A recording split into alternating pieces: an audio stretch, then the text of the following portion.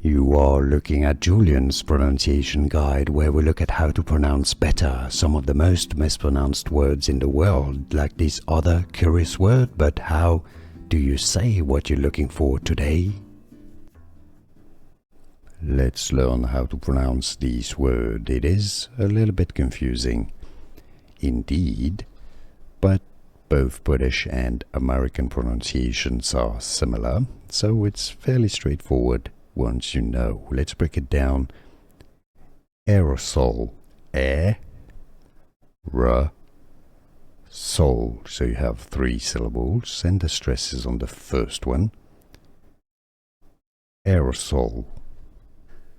Here are more videos on how to pronounce more confusing words and names too many mispronounced. Like this video if you found it useful. I appreciate your support. I'll see you soon, and thanks for watching.